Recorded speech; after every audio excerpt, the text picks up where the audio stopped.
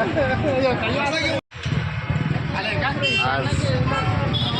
गेल्या 40 वर्षाचे स्वप्न संजय बनसोडे साहेबांच्या संकल्पित साकार झालं।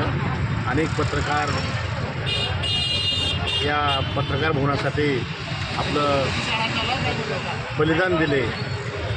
ते गेल्या 40 वर्षापर्यंत जे काही शिल्लक राहिलेलं स्वप्न होतं ते या सर्व पत्रकारांनी हाताशी धरून त्याच्या विविध ज्या काही त्रुट्या आहेत त्या त्रुट्या पूर्ण करून जागा पहिल्यांदा ताब्यात घेतली। त्यानंतर लागणारा निधी जो आहे तो मंत्री महोदयांच्या पाठपुराव्यामुळं तो लागणारा निधी 4 कोटीचा निधी पण भेटला आणि राहिलेले जे शिल्लक स्वप्न होते पत्रकारांचे ते नामदार संजय बनसोडेच्या हस्ते त्याचं भूमिपूजनसुद्धा झालं। पण काही तांत्रिक अडचणीमुळं त्या संबंधित गुत्तेदारांनी काम बंद ठेवलेलं आहे। ते काम कशामुळं बंद ठेवलेलं आहे हे आज तागायत आम्हाला समजलेलं नाही, तरी ते काम त्वरित चालू करावं यासाठी आज पत्रकारांचं धरणं आंदोलन इथं या माननीय उपजिल्हाधिकारी साहेबांच्या कार्यालयासमोर चालू आहे।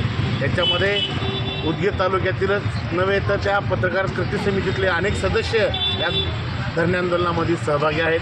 त्यापैकी एक मी आहे आणि इतर सर्वजण या धरणे आंदोलनामध्ये सहभागी आहेत।